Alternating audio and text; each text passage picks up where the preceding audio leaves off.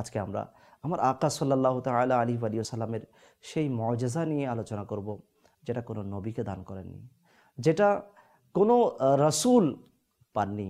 এমন একটা মুআজিজা, সেটা হচ্ছে মাওলার দিদার, আল্লাহ তাআলার দিদার করা।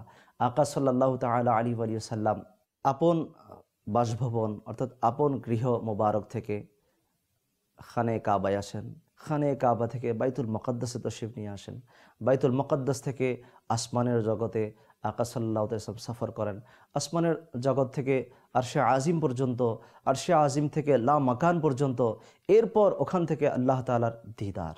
প্রিয় ইসলামী ভাইরা এবং মাদানী চ্যানেলের দর্শকবৃন্দ, এই যে আল্লাহ তাআলার দিদার, সেটা আল্লাহ তাআলা কোনো নবী রসুলকে দান করেনি। যেমন হযরত মূসা আলাইহিস সালাম আল্লাহ তাআলার দরবারে আরজ করেছিল, আল্লাহ আমি তোমাকে দেখতে চাই।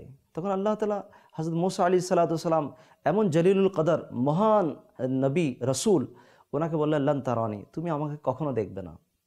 এটা বলেনি যে আমাকে দেখা যায় না, বলেছেন লান তারানি, তুমি আমাকে দেখবে না, তুমি আমাকে কখনো দেখবে না। তো দেখবে কে? আমার আকা সাল্লাল্লাহু তাআলা আলাইহি সাল্লাম। এটা আকা সাল্লাল্লাহু তাআলা আলাইহি ওয়া সাল্লামের জন্য স্পেশাল একটা নিয়ামত, যে আল্লাহ তাআলার দিদার মেরাজের মাধ্যমে হওয়া।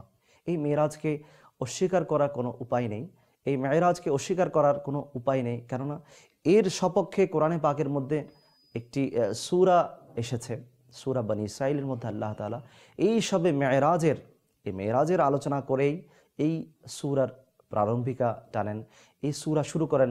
তাই এই মেরাজকে মানাটা কোরআনকে মানা, কোরআনকে না মানলে আমার ঈমান থাকবে না। তাই আমি মুসলমান যদি হতে চাই, মেরাজকে অবশ্যই মানতে হবে, কারণ কোরআনে পাকের প্রত্যেকটা জিনিস আমাকে মানতেই হবে।